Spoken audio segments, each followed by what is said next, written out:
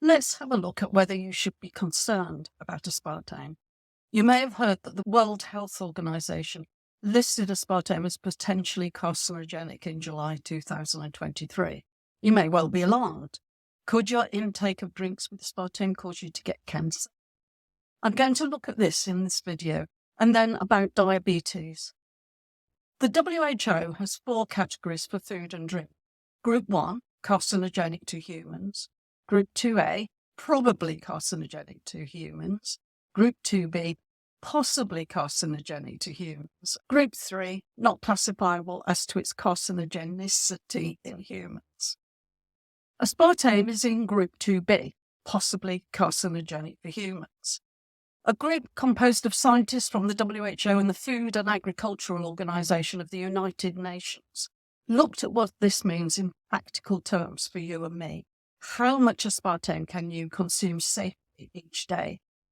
The answer depends on your weight, but for many people it's going to be around 10 to 12 diet drinks a day, although that obviously also depends on the size of the drink.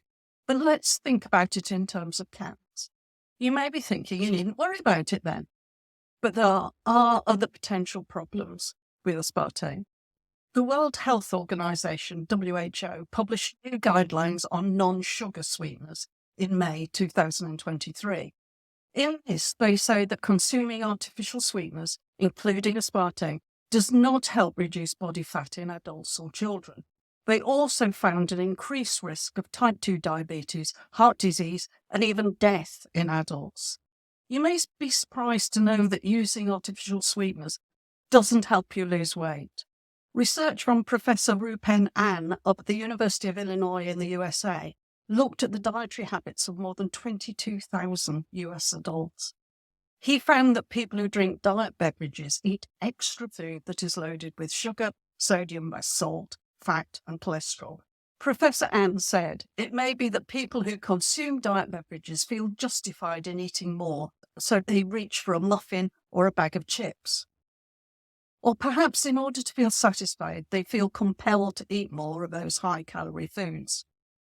We don't know for certain why artificial sweeteners don't help people lose weight, but the work of Professor Ann and other researchers is definite. Artificial sweeteners don't lead to weight loss. You may have been thinking that you're doing something that is good for your body in drinking diet drinks, but the evidence suggests that this just isn't right. It almost certainly won't help you lose weight, and it could contribute to chronic ill health in the future.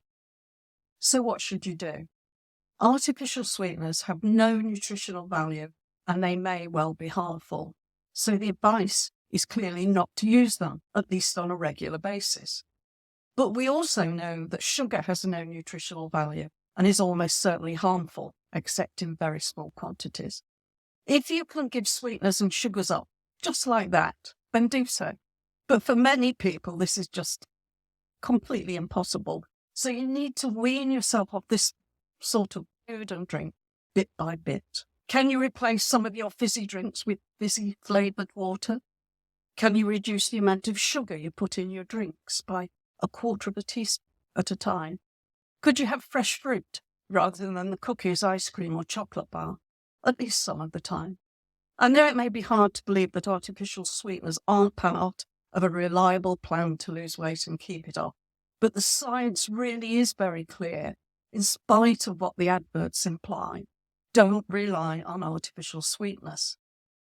I have a weight loss playlist with lots of help for losing weight and keeping it off.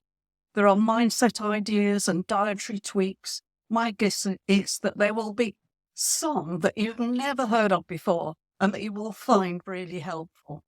Here's a link to the playlist.